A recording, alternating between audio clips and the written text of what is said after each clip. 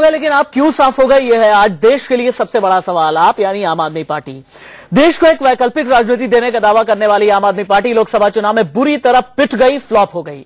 यहां तक कि अपने सबसे मजबूत गढ़ दिल्ली में वो खाता तक नहीं खोल सकी। 6 महीने पहले हुए विधानसभा चुनाव में 28 सीटें जीतने वाली आम आदमी पार्टी लोकसभा चुनाव में दिल्ली में साफ हो गई। ऐसे में पार्टी के अंदर सिर फुटअव्वल की खबरें आ रही हैं और केजरीवाल पर विधायक दबाव बना रहे हैं कि वो नए चुनाव के बजाय सरकार बनाने के लिए नए गठबंधन के रास्ते खोजें। आखिर क्यों आप हो गई साफ, इसी पर अगले 1 घंटे तक होगी बड़ी बहस। मेरे साथ एक पूरा पैनल मौजूद है। देखिए आप, Ashwini Upadhyay, Vinod Kumar Binny. Ashwini Upadhyay national council member, किस जमाने में आम आदमी पार्टी के हुआ करते थे, अब नहीं है। विनोद कुमार बिन्नी लक्ष्मीनगर के एमएलए हैं, किसी परिचय के मोहताज नहीं। अवधेश कुमार वरिष्ठ पत्रकार हैं। मुफ्ती शमून काजमी हैं, पहले टीम अन्ना में हुआ करते थे, इस वक्त बीजेपी का ये इन्होंने सफेद कमल लगा करके रखा हुआ है। रास बिहारी वरिष्ठ पत्रकार हैं। और आज मैं संदीप दुबे आज का शो स्टॉपर बोलूं क्या आपको, हाँ? या घिर गए, फंस गए आप? नहीं। चलिए ठीक है, कितने फंसे, शो स्टॉपर हैं या नहीं, ये बात होगी। लेकिन उससे पहले ये रिपोर्ट।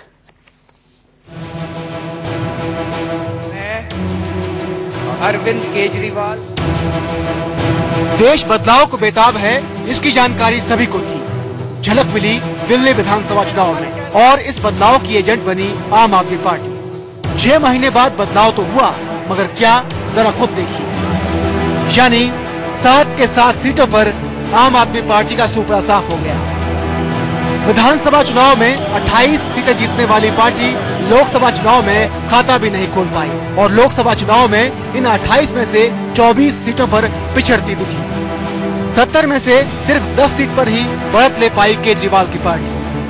मोदी की सुनामी में केजरीवाल के दावे बह गए। लिहाजा लोकसभा चुनाव से पहले दिल्ली में नए सिरे से चुनाव का शोर मचाने वाले केजरीवाल के विधायक अब विकल्प खोजने के लिए दबाव बनाते दिख रहे हैं। हम चाहते हैं कि हम गवर्नर साहब को अपना क्लेम पेश करें कि हाँ, हम दिल्ली के अंदर सरकार चलाएंगे। जो लोग देश हित में, समाज हित में, दिल्ली निवासियों के हित में चाहते हैं कि काम हो, वो अपने आप समर्थन देंगे। दिल्ली में हालांकि राहत की बात ये रही कि पार्टी नंबर 2 पर रही, मगर बाकी देश में तो हाल और भी खराब रहा। देश की 400 से ज्यादा सीटों पर उम्मीदवार खड़े करने वाले केजरीवाल खुद वाराणसी से करीब 4.25 लाख वोटों से तो हारे ही, साथ में करीब दर्जन भर उम्मीदवार ही जमानत बचा पाए। मुंबई और बेंगलुरु जैसी मेट्रोपॉलिटन शहरों में केजरीवाल के सभी उम्मीदवारों की जमानत जब्त हो गई। दिल्ली से सटे हरियाणा में भी सुपड़ा साफ हो गया। कुमार विश्वास अमेठी, योगेंद्र यादव गुड़गांव, शाहजहां इल्मी गाजियाबाद, अंजलि दमानिया नागपुर, मेधा पाटकर मुंबई उत्तर पूर्व, मयंक गांधी मुंबई उत्तर पश्चिम, मीरा सान्याल मुंबई दक्षिण और बालाकृष्णन बेंगलुरु सेंट्रल। अपने पैनल के पास में हम चलेंगे और समझने की कोशिश करेंगे कि 543 लोकसभा सीट में से 440 उम्मीदवार मैदान में उतारे, लेकिन सिर्फ 4 को जीत दर्ज हुई और 15 कैंडिडेट्स को छोड़ दिया जाए तो बाकी 425 कैंडिडेट्स की जमानत जब्त हो गई। 425, 425 कैंडिडेट की जमानत जब्त हो गई। अपने पैनलिस्ट से मैंने इंट्रोड्यूस शुरू में ही करा दिया था। संदीप, आप बड़े वोकल हैं, क्या सबसे पहला सवाल लेके आपके पास आऊं? हाँ बिल्कुल। कैसे हैं आप? मैं भी अच्छा हूँ। अरविंद कैसे हैं? सब पूरा परिवार। कुमार विश्वास कैसे हैं? शाजिया इल्मी कैसी हैं? आशुतोष कैसे हैं? सब लोग 425 जिनकी जमानत जब्त हुई वो कैसे हैं? सब लोग अच्छे हैं। विचार की लड़ाई थी, मुद्दों की लड़ाई थी और वो मुद्दों की लड़ाई को लेके जनता के बीच गए। कम समय मिला, कम समय में हम लोग राजनीति में मुद्दे को मजबूत दूरी बनाने की हम लोगों ने कोशिश की। कम समय मिला, कम समय में आपने ब्रेकिंग न्यूज ही तो देते रह गए।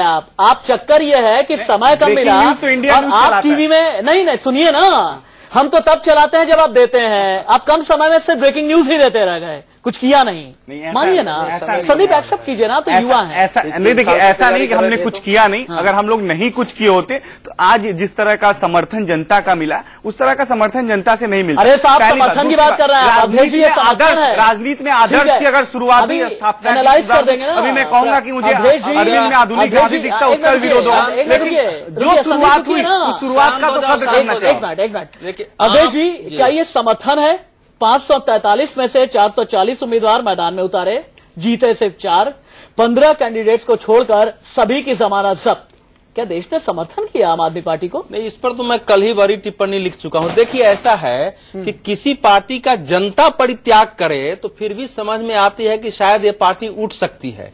ये भारत की अकेली पार्टी है जिसका परित्याग इसके नेताओं, इसके कार्यकर्ताओं, इसके समर्थकों ने चुनाव शुरू होने के पहले ही आरंभ कर दिया था। और इस आरोप के साथ क्या आरोप लगा रहे थे कि हम लोगों को जिस ढंग से इन्होंने वादा किया था कि कैंडिडेट का सिलेक्शन है वो किया नहीं है, कुछ नेताओं के चुनाव में पैसे जा रहे हैं, बाकी सबको छोड़ा जा रहा है, ये जो कह रहे हैं वो कर नहीं रहे हैं। तो देश को तो छोड़ दीजिए, जिस पार्टी को कार्यकर्ताओं ने ही नकारना शुरू किया, जिस पार्टी के कार्यकर्ता कालिख पोतने लगे, जिस पार्टी के कार्यकर्ता थप्पड़ और जूता चलाने लगे, तो यही कह रहा हूं मैं। बहुत पहले इसी चैनल से घोषणा किया कि मैं अगर इस समय लिख दूं कि ये पार्टी मृत्यु की ओर बढ़ रही है तो बहुत लोगों को आश्चर्य होगा।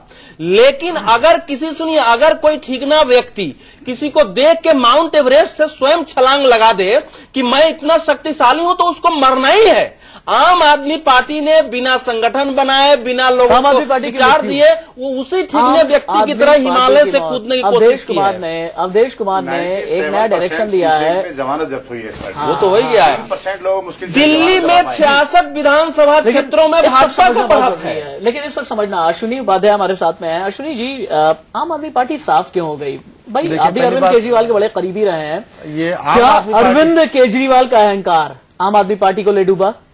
फैक्ट ये है कि ये आम आदमी पार्टी इसमें है ही नहीं है। ये जो पार्टी डूबी हो है, ये अरविंद आदमी पार्टी डूबी है। अच्छा, उसको आप आम आदमी पार्टी मत कहिए। आम आदमी तो बाहर आ चुका है, अभी वहां पे ज्यादातर लोग बचे हुए हैं अरविंद आदमी। तो ये पार्टी अरविंद आदमी पार्टी हो गई, अलग अलग बनी है। ये बिहार में जो है परवीन अमनुल्लाह पार्टी हो गई है, हरियाणा में योगेंद्र आदमी पार्टी बन गई। दूसरी बात,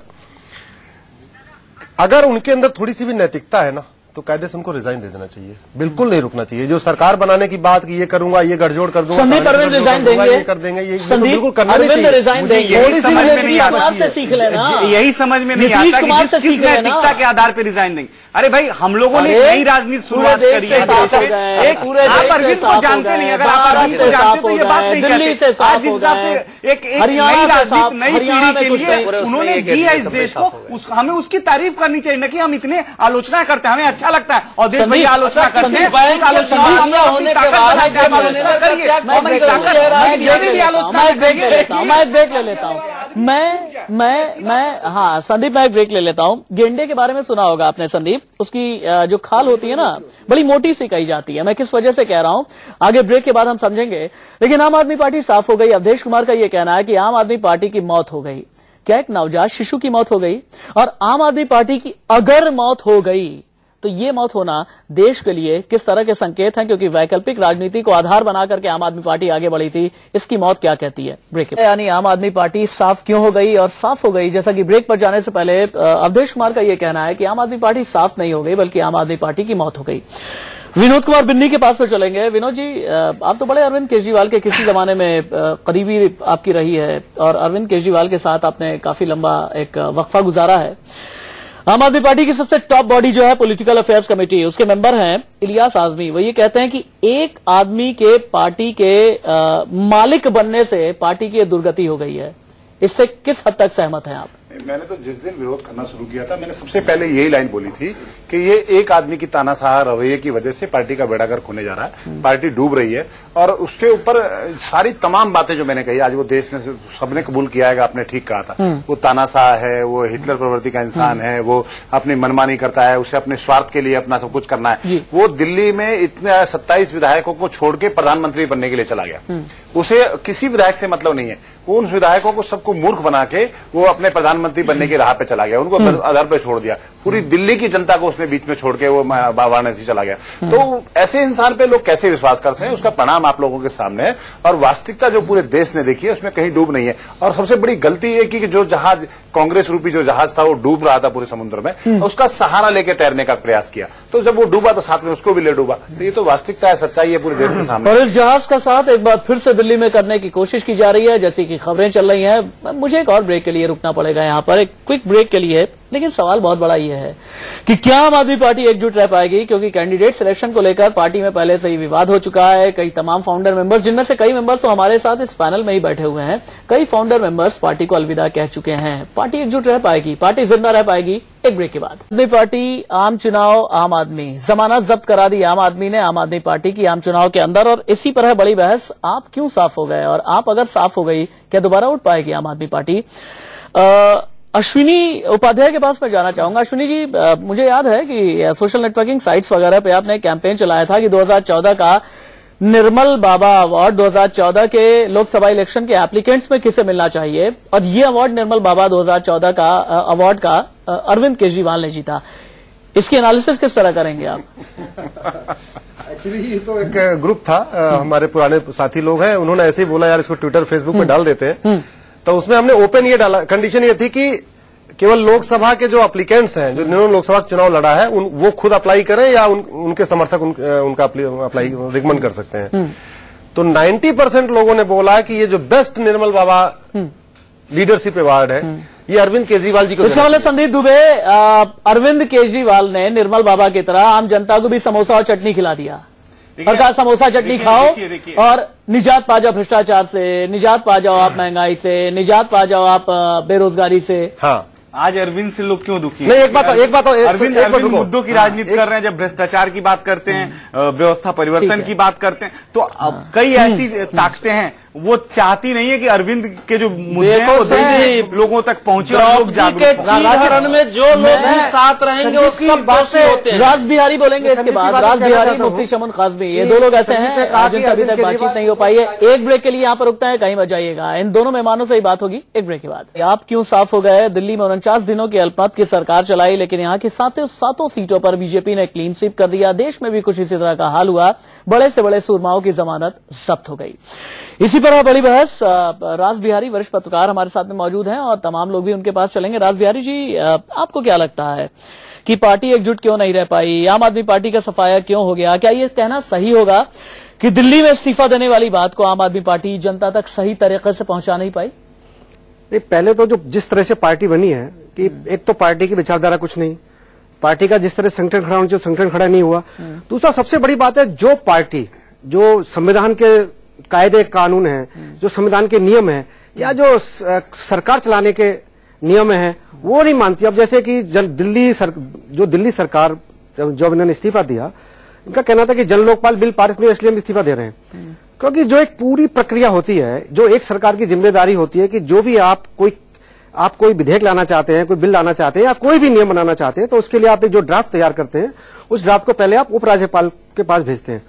आपने जन लोकपाल वाला बिल तो नहीं भेजा उपराज्यपाल पास में, लेकिन जो बाकी सरकार का जो पूरा कामकाज था वो आप भेज रहे थे। यानी ये जानबूझ के जन लोकपाल बिल के मुद्दे पे एक टकराव पैदा करना चाहते थे और दिखाना चाहते थे कि कांग्रेस या बीजेपी हमको नहीं देना चाहती। दूसरा जो इन्होंने बात की संदीप जी ने कि अरविंद केजरीवाल मुद्दे की लड़ाई करते हैं, मैं इस बात पे बिल्कुल सहमत नहीं हूँ। क्योंकि अरविंद केजरीवाल ने जो अपनी पार्टी खड़ी की वो ठीक है कि वो करप्शन के खिलाफ, भ्रष्टाचार के खिलाफ, जन लोकपाल को लेकर बनाई, लेकिन जब वो दिल्ली में लेकिन राशि जब वो दिल्ली में चुनाव वो लड़ते हैं तो मतदाताओं को लॉलीपॉप देते हैं, हम आपको मुफ्त बिजली देंगे, हम आपको मुफ्त पानी देंगे, हम आपको नौकरी देंगे, हम आपको घर घर में हॉस्पिटल दे देंगे, हम आपको घर घर में स्कूल दे देंगे। भाई ने तभी तो निर्मल बाबा अवार्ड दिलवा दिया, मतलब ऐसे क्या अश्विनी भाई ने ऐसे ही दिला दिया। संदीप, अश्विनी भाई नहीं, ये पूरे देश के युवाओं ने दिया है। ये सोशल मीडिया बकायदा सर्वे आया है, उस सर्वे में आया कि 90% लोग निर्मल बाबा अरविंद को देना। मुफ्ती शमन काज़मी हमारे साथ में है। मुफ्ती साहब, पंजाब में भगवंत मान जीते, साधु सिंह जीते, धर्मवीर गांधी जीते, हरिंदर सिंह खालसा ने चुनाव जीता। आपको लगता नहीं कि पार्टी की सीनियर लीडरशिप में इन्हें जगह देनी चाहिए? और आम आदमी पार्टी की जो मठाधीश हैं, अब कम से कम आंखें खोल करके अलार्मिंग सिचुएशन आ गई है, इन मठाधीशों को कम से कम हटाना चाहिए और एक बड़े रिशफल की जरूरत है पार्टी को। ये दुबे जी बैठे हैं या अरविंद बैठा है, उससे सवाल करने का है। मैं तो ये कहूंगा कि इनकी दुर्दशा क्यों हुई, इनकी देश ने ईमानदारी और बेईमानी के चेहरों को पहचाना। जिस वक्त 22 अप्रैल को मैंने छोड़ा था तो अरविंद को मैंने ये कहा था, और उससे पहले की बात मैं कहना चाहता हूं। जैसे अभी पारदर्शिता की, ट्रांसपेरेंसी की बात करते हैं, तो ट्रांसपेरेंसी पे जहां ये था कि जो पीसीआरएफ में फंड गया था वो उसके लिए और भी दूसरे रास्ते हो सकते थे। किरण जी हमारी सीनियर साथी रही हैं और भी रहे हैं। सारे लोगों को आप जब बुला के इसका विश्लेषण करेंगे तो आपको अंदाजा हो जाएगा, दूध का दूध और पानी का पानी हो जाएगा। मैं देश के लोगों को बधाई देना चाहता हूं, मुबारकबाद देना चाहता हूं कि उन्होंने इन ईमानदारी के नाम पर चले बेईमानों को इन्हें इनके घर पहुंचा दिया।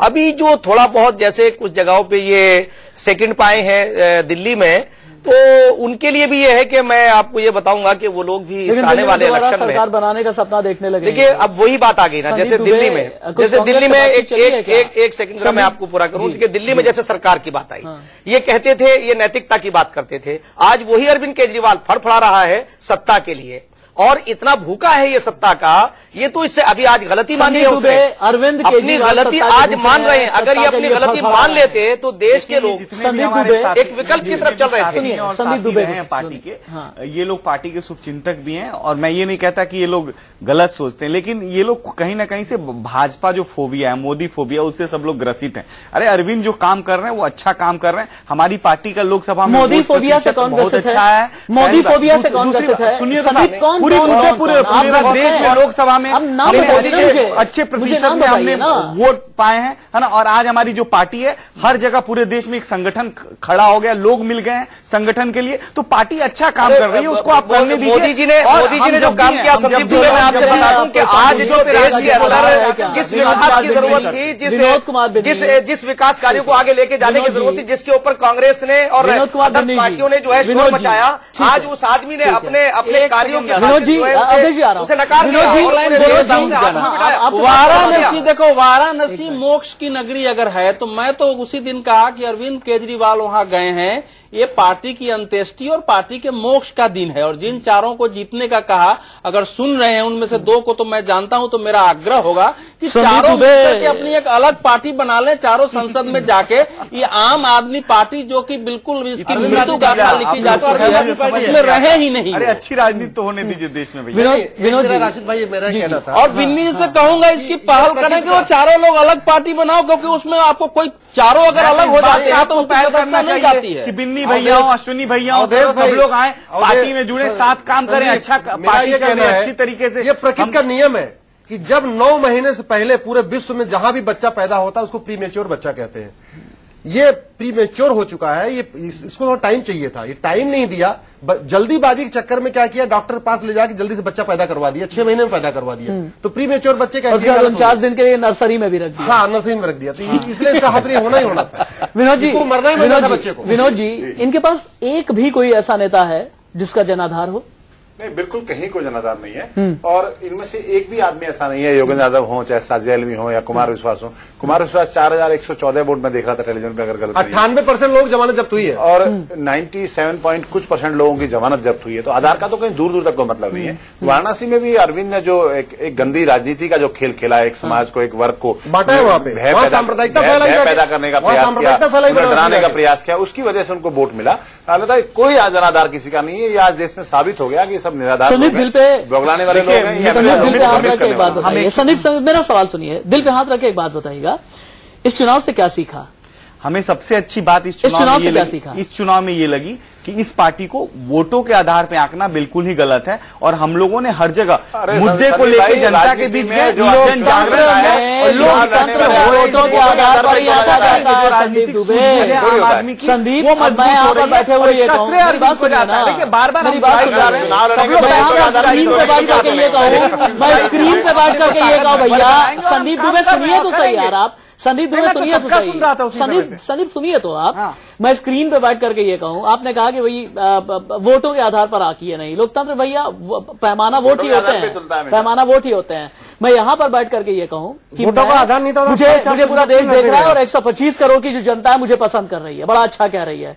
ऐसे कैसे कह सकते हैं? नहीं, बेबुनियाद बात आप कैसे कह सकते हैं? वोटों के आधार पर नहीं आके तो किस आधार पर आके आपको? आप राशिद भाई, पार्टी के इसमें क्रेडिबिलिटी का सवाल खड़ा हो गया है। क्रेडिबिलिटी है भैया, सुनो है 2012 में, आप लोग एक मिनट, ये बात बहुत इंपॉर्टेंट बात है। 2012 में पार्टी का मुख्य मुद्दा था भ्रष्टाचार मुक्त स्वराज। 2013 में पार्टी का मुख्य मुद्दा हो गया सांप्रदायिकता। जो मुद्दा लालू का था, जो मुद्दा नीतीश को था, जो मुद्दा बाकी लोग सांप्रदायिक चिल्ला रहे थे, वो अरविंद केजरीवाल ने चिल्लाना शुरू कर दिया। और 2014 में क्या बोलते हैं, इस बार तो जो केंद्र सरकार बनेगी 1 साल में गिर जाएगी। अवधेश जी इसके बाद बोलेंगे, मुझे एक छोटा सा ब्रेक लेना है, एक छोटे से ब्रेक की मुझे भी जरूरत है और शायद एक छोटे से ब्रेक के इस वक्त अरविंद केजरीवाल को भी जरूरत है। एक ब्रेक थी आम आदमी पार्टी माफ कीजिएगा, अभी है, एक है आम आदमी पार्टी। कई बार जबान फिसल सी जाती है क्योंकि इस तरीके के वाकयात इधर भी पेश आए हैं, खासतौर से लोकसभा चुनाव 2014 के दौरान। पूरा पैनल मेरे साथ में मौजूद है। आप साफ क्यों हो गए, इसी पर बातचीत हो रही है। ब्रेक पर जाने से पहले अवधेश जी, मेरा सवाल आपसे है। मैंने ये कहा कि मुझे भी ब्रेक की जरूरत है और अरविंद केजरीवाल को भी ब्रेक की जरूरत है, तो आपने कहा अरविंद को परमानेंट ब्रेक की जरूरत है, ऐसा क्यों? इसीलिए कि मैंने इसी चैनल से कहा था कि हे ईश्वर, इस पार्टी का नाश कर दो, क्योंकि इस देश में जो एक राजनीतिक परिवर्तन की भावना जनता के अंदर पैदा हो रही थी, उसको उस व्यक्ति ने मार दिया था। आपकी दुआ बड़ी जल्दी कबूल होती है। तो इसीलिए मैं कह रहा था, लेकिन मैं ये कहना चाह रहा था संदीप को कि ये ऐसे कह रहा है कि दो पहलवान किसी जो है कूदे मैदान में युद्ध करने के लिए, जो हार गया तो कहे कि नहीं, उसके हारने से उसका मूल्यांकन मत करिए। वो तो भैया किस आधार पर मूल्यांकन करूं? बस एक लाइन और मैं कहूंगा कि जब आपके पास कोई उपलब्धि नहीं होती है, संगठन नहीं होता है, तो आप जो कुछ भी करते हैं महाक्रांतिकारी दिखाने के लिए, वो केवल एक्टिंग होती है, वो पाखंड होता है, वो सॉफ्ट टारगेट पर हल्ला बोल होता है, और कुल मिलाकर के आप एक माया उत्पन्न करते हैं जो लंबे समय तक नहीं रह सकती है। इसलिए उनको परमानेंट ब्रेक पर जाना ही होगा। आपने एक और लाइन कहा कि आम आदमी पार्टी थी, एक पार्टी को हम और रास बिहारी सब लोगों ने देखा है, एक आदमी की पार्टी जनता पार्टी सुब्रमण्यम स्वामी के पास रहती थी लंबे समय तक। यही आम आदमी पार्टी रहेगी जरूर, लेकिन वो 5, 7, 8 लोगों की। लेकिन एक चीज है, चूंकि मैंने भी पॉलिटिकल थ्योरी पढ़ी हुई है, जब देश में हिंदुस्तान में पॉलिटिकल थ्योरी पढ़ाई जाएगी तो उसमें आम आदमी पार्टी का इतिहास, उसका बनना, ये सब कुछ बताया जरूर जाएगा। और जो भी एम्बिशियस पॉलिटिशियन हो, उन्हें ये कहा जाएगा कि ऐसी गलतियां दोबारा नहीं करना। मीर जाफर इतिहास में पढ़ाए जाते हैं। हाँ, वही राशिद, एक बात कहना चाहता हूँ, आम आदमी पार्टी ने न केवल क्योंकि जो देश में आंदोलन था भ्रष्टाचार के खिलाफ, बदलाव के खिलाफ, न केवल उसको तोड़ा है, बल्कि पूरे देश में जितने भी संगठन थे जो इस बदलाव के लिए काम कर रहे थे, उनका विश्वास तो तोड़ा है। जनता का विश्वास कोई भी बहुत जल्दी छिन्न हो गए छोटे छोटे आंदोलन। देखो, मैं देश भर के आंदोलनों में जा रहा हूँ। और दूसरा, जो इस देश की गरीब जनता की जो आवाज थे, छोटे संगठन, छोटी छोटी पार्टियां, जैसे इस चुनाव में पूरी तरह से वाम दल साफ हो गए, या जो छोटे छोटे जो अब काम कर रहे थे बदलाव लाने का, या जो गरीब जनता की आवाज उठा रहे थे, जो जल जंगल और जमीन की लड़ाई लड़ रहे थे, वो सब संगठन मुफ्ती साहब कभी कहिए ना, अरविंद से कभी कहिए कि भाई ये क्या किया, कभी उनकी गलती बताइए ना जा करके। किस जमाने में आपके साथ ही थे, कुछ तो हमदर्दी होगी आपको। नहीं, देखिए, मुझे हमदर्दी तो अपने देश से है, और नफरत मुझे करप्शन से है, नफरत मुझे अव्यवस्था से है, मोहब्बत मुझे इस देश को, हम ये चाहते थे कि ये देश ऐसा सिरमौर बने कि पूरी दुनिया के अंदर शांति का प्रतीक बने। तो मैं इस पे ये कहना चाहूंगा कि अभी अरविंद, मैं बनारस से लौट रहा था कैंपेनिंग करके मोदी जी के लिए, तो वहां एयरपोर्ट पे मिले तो बड़े शर्मिंदा थे, और दूर से पूछने लगे अजी कैसे हो, मैंने कहा लैंग्वेज भी चेंज हो गई, और ऐसा असहाय सा महसूस कर रहे थे। फिर भी मगर ड्रामा फिर भी था, कहेगा कि बड़े फटे पुराने कपड़े पहनना, ये शो करना। तो ये कहना चाहूंगा अरविंद को, आपके चैनल से पहले भी कहा है, और एक बात ये कहना चाहूंगा कि आज देश के अंदर जिसकी जरूरत है, 3 साल तक ये आंदोलन चला। एक सेकंड में बात पूरी करूंगा। देखिए, आंदोलन 3 साल तक चला, व्यवस्था परिवर्तन के लिए था। आज व्यवस्था परिवर्तन के लिए देश खड़ा हो गया, और मैं मोदी जी को इसलिए बधाई देना चाहता हूं, इसलिए मैं बीजेपी में आया हूं। अभी मोदी की बात बहुत हुई है, उन्होंने करप्शन के खिलाफ विकास के लिए काम किया है। इसलिए देश के लोगों से कहूंगा कि वो इस सरकार के कार्यकाल को देखें, और तमाम पैनलिस्ट से हाँ या ना में जवाब चाहूंगा। इलेक्शन से सीखना चाहिए। आम आदमी पार्टी साफ हो गई, दोबारा उठ पाएगी या नहीं? रास बिहारी जी, आपसे शुरुआत, हाँ या ना? नहीं। विनोद भाई? कभी नहीं, और कल्पना नहीं करनी चाहिए, और जो इन्होंने करनी और कतनी में फर्क हुआ है, वो ऐसे कर्म हुए हैं कि सर जीवन में दोबारा नहीं उठ पाएगी। अश्विनी जी? एक्चुअली इनके ऊपर से विश्वास खत्म हो गया, लेकिन फिर भी अगर ये फिर से पुराने अपनी क्रेडिबिलिटी पे, मतलब क्रेडिबिलिटी खत्म हो चुकी है, इसलिए बड़ा मुश्किल लग रहा है। मुफ्ती साहब? देखिए, अगर ईमानदारी को प्रतीक जो भी बनाएगा, तो अगर एक आदमी अपने गलतियों से तौबा करे और अपने आप को ठीक करने का प्रयास करे, तो देश जो है वो नहीं। मेरा कहना है कि इन लोगों को तुरंत अपनी आम आदमी पार्टी भंग करनी चाहिए, क्योंकि ये साबित हो गया है कि बड़ा हसीन है चेहरे का भोलापन इनका, भरा हुआ है मगर जहर से बदन इनका, तो नहीं चाहिए जहर। मैं आपके इस बात से एग्री हूं।